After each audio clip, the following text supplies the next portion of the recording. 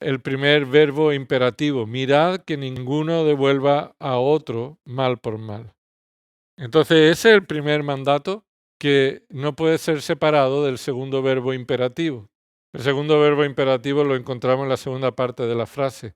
Procurad siempre lo bueno los unos para con los otros y para con todos. Así que tenemos esos dos verbos imperativos, mirad y procurad. Mirad y procurad. Y el verbo mirad y procurad forma parte de una misma realidad. Debemos hacer las dos cosas a la vez. Y esto lo vemos por el contraste que hay. Observa que hay ahí un sino. ¿Lo veis a mitad del versículo? Sino. Así que debemos hacer las dos cosas de manera inseparable, ya que mirar tiene relación con examinar, poner en observación como un microscopio. Quien está investigando las cuestiones científicas observa en un microscopio lo que está sucediendo en su investigación o cómo está sucediendo en alguien que está vigilando una ciudad y está observando alrededor, buscando qué movimientos hay que puedan traer peligro. Mirar implica no solamente observar, sino mirar con detenimiento para examinar que no haya ninguna situación en la que nosotros devolvamos mal a alguien. Este es el mandato que se nos da, ya que nosotros, de manera natural, ¿qué haríamos cuando alguien nos da algo malo? De manera natural, lo que surge de nosotros es devolver con la misma moneda, ¿verdad? Y nos sentimos legitimados, nos sentimos con razones suficientes para devolver a alguien con la misma moneda que nos ha dado. O otros le llaman el karma, ¿no? Y es una forma de justificar que alguien que me haga mal, una fuerza impersonal se la va a devolver, y eso sabemos que no existe, sino que Dios es el único que en su providencia dirige todas las cosas. Y por supuesto, cada obra mala va a tener sus consecuencias correspondientes. Apocalipsis nos dice que los libros serán abiertos y Dios va a juzgar a cada persona conforme a sus obras, y así fueran buenas o malas. Así que las obras malas no van a quedar olvidadas. Las obras malas van a ser traídas delante de cada uno de nosotros. Así que no somos nosotros los que tenemos que responder a las obras malas con la misma moneda, ni estamos legitimados, sino que debemos descansar en la voluntad del Señor. No os venguéis vosotros mismos, dice la palabra, sino dar lugar a Dios y más bien devolver bien por mal, y así amontonáis ascuas sobre la cabeza de la persona que ha hecho el mal. Ahora, nuestra forma de glorificar a Dios es examinando cómo es nuestra respuesta cuando recibimos mal. En ningún modo un creyente está legitimado a responder con mal cuando a alguien le hace algo malo. No podemos evitar que alguien nos haga mal, ¿sí o no? No podemos evitarlo, pero sí podemos evitar nuestra respuesta. Eso es el llamado que el Espíritu Santo nos hace. Dios nos está diciendo que examinemos, que ninguno de nosotros respondamos con una respuesta parecida, con mal, cuando recibimos otro mal. Ahora, ¿esto se refiere a la relación de un creyente frente a los no creyentes en este versículo? No. ¿Y por qué no? Lo tenemos que ver en el versículo y lo vemos en la siguiente parte del versículo. En la siguiente parte del versículo, cuando se nos dice no devuelva a otro mal por mal, la segunda parte nos dice cuál es esa relación entre yo y otra persona. Cuando nos da el mandato de procurar siempre lo bueno. Procurar siempre lo bueno. Es un verbo que indica en la parte positiva hacer todo el esfuerzo necesario. Procurar siempre lo bueno es hacer todo el esfuerzo necesario. Dejad a un lado las excusas, poner todo el empeño. Y por supuesto este es nuestro deseo de depender del Señor para cumplir este mandato. Procurar es hacer todo el esfuerzo necesario. Observa siempre, ¿ves ahí la palabra siempre? Así que no hay excusas, en todo momento debemos esforzarnos. No hay una situación en la que no requiera nuestro esfuerzo. Debemos procurar, no algunas veces, sino siempre lo bueno. Ya que recibas algo bueno, ya que recibas algo malo. Pero tú debes procurar siempre ¿el qué? Lo bueno. Lo bueno, y dice ahí, los unos para con los otros. Ese uno para con los otros, ¿a qué se refiere? los creyentes. ¿Por qué? Porque termina diciendo el versículo, y para con todos. Y para con todos. Así que está poniendo el énfasis Pablo en que los creyentes van a actuar unos con otros con maldad, ya sea sin intención o con intención. Pero no debemos ignorar que los creyentes vamos a actuar con mal unos contra otros, pero debemos responder, observar, preocuparnos para que nuestra respuesta no sea con mal, con venganza, sino que nuestro esfuerzo siempre, en todo momento, sea hacer lo bueno uno para con los otros. Parecería imposible que los creyentes de nuevo se trataran de una forma como esta. El viernes pasado estuvimos aprendiendo sobre no mintáis. No mintáis los unos a los otros. Y eso es un mandato porque solemos hacerlo. Suele estar en nuestro trato mutuo. Nos mentimos unos a otros. Y no debemos actuar de esta forma. Y parecería mentira que ese fuera un mandato necesario para los creyentes. Y parece mentira que sea un mandato necesario para nosotros. Que se nos insista en que no devolvamos mal por mal, sino que estemos dedicados, esforzándonos hasta lo máximo para procurar siempre lo bueno y no lo malo. Nos dijo el Señor Jesús que debemos amar a nuestros enemigos, ¿recuerda? En Mateo capítulo 5, versículo 44, se nos dice, amad a vuestros enemigos.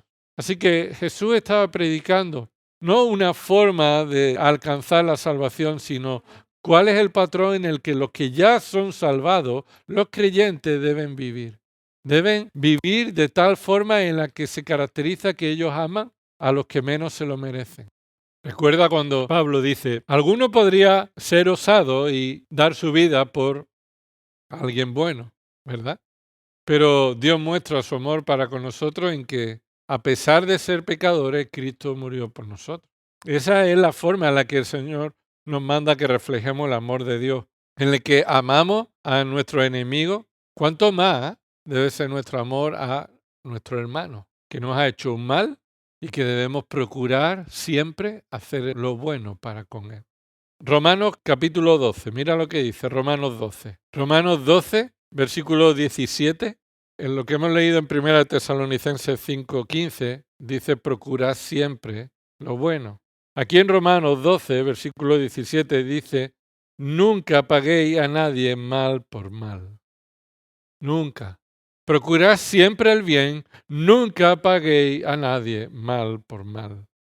Esta no es una opción. Esta es la forma en la que se espera que tú y yo actuemos delante de una situación en la que recibimos el mal. Mirad, tened extremo cuidado, poned atención de no estar devolviendo mal por mal. ¿Sabe que una de las formas en las que nos engañamos claramente es cuando nosotros mismos justificamos nuestro pecado? Nosotros muchas veces en nuestra propia vida justificamos nuestro pecado. Buscamos alguna razón por la que decir, es normal que yo haga esto. Es normal que yo haga esto. Es normal que responda con mal. ¿Qué voy a hacer? Pues él lo ha hecho primero y yo solamente he respondido. Claro, y hay muchas formas en las que nosotros tapamos y nos engañamos. Pero por eso el mandato es mirad con atención, extremo cuidado, para poner atención de no estar devolviendo mal por mal. Debemos observar que debemos dejar de hacer lo malo y que somos llamados a hacer lo bueno. Estas son actitudes que se contraponen. Si uno detecta lo que está mal, entonces debe procurar hacer todo lo contrario. Y estas actitudes son las que identifican a un creyente que glorifica a Dios. Los creyentes entonces debemos vivir sabiamente siguiendo el ejemplo de Cristo. Apunta estos versículos y yo los leo. Proverbios 17:13 dice, el que devuelve mal por bien, el mal no se apartará de su casa. El que devuelve mal por bien, el mal no se apartará de su casa. Proverbios 20:22 dice aquí este proverbio, no digas, y esto es una forma en la que nos engañamos, yo pagaré mal por mal. La respuesta debería ser, espera en el Señor y Él te salvará.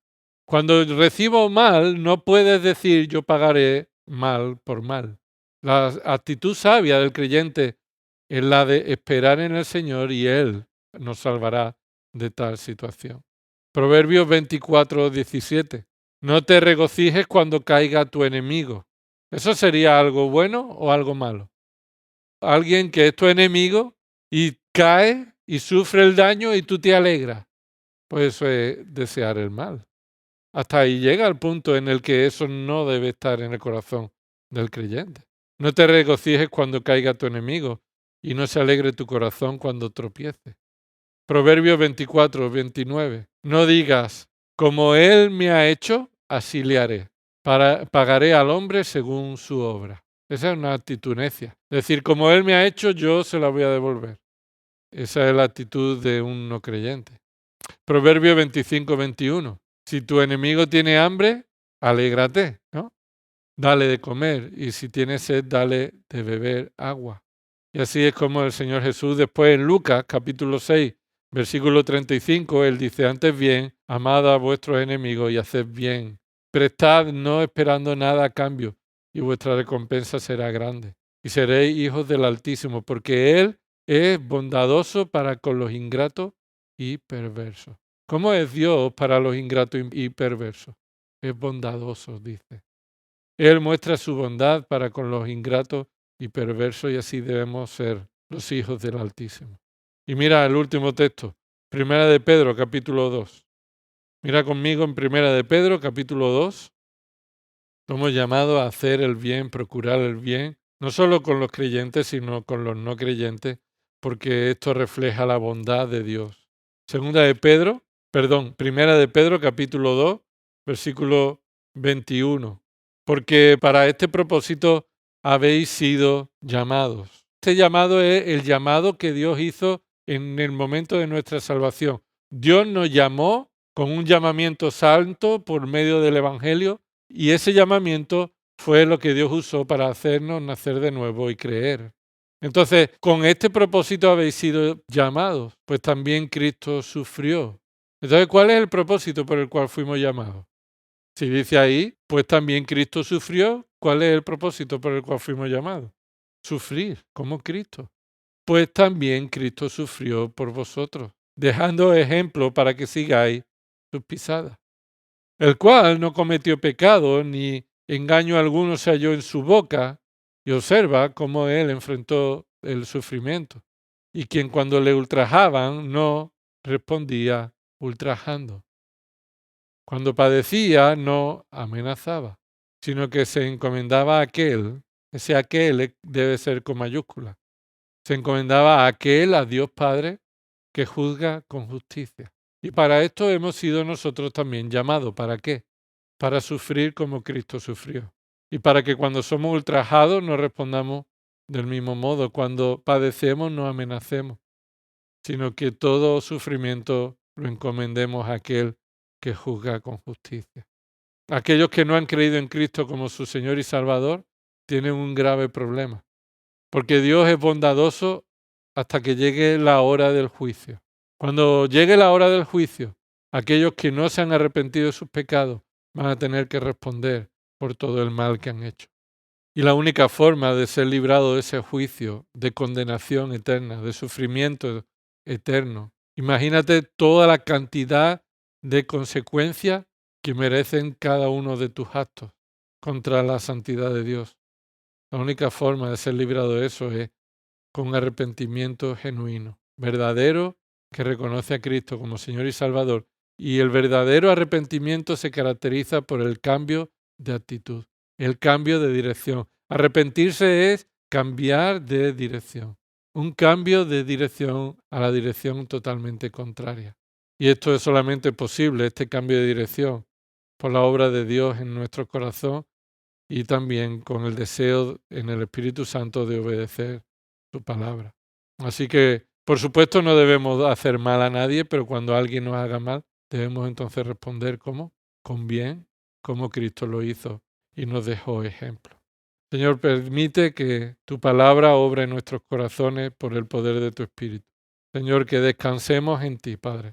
Cuando vemos que hay situaciones en las que nos hacen sufrir, Señor, situaciones en las que de manera intencionada o sin intención, la actitud de una persona, ya sea creyente o no creyente, nos hace sufrir. Y Señor, queremos pedirte que enfrentemos tal sufrimiento con la actitud que Cristo nos dejó como ejemplo. Señor, que procuremos siempre lo bueno para con los demás. Señor, servir a los demás, amar a los demás, reflejar tu amor para con otros en nuestras vidas. Señor, y no siempre actuamos así, no siempre somos de esta forma. Por eso te pedimos, Señor, que nos ayude a poder responder de tal forma, de tal manera. Si hay alguien, Señor, que no ha creído en Cristo como su Salvador, Señor, que tú también le des convencimiento de pecado, la necesidad de un Salvador y de Cristo, el único mediador. Señor, gracias por traer esta palabra a nuestras vidas, porque es necesaria para enfrentar los sufrimientos y los males que recibimos, Señor. Por eso capacítanos, ayúdanos, Señor, a glorificarte en todo de esta forma, Señor. En el nombre de Cristo Jesús. Amén.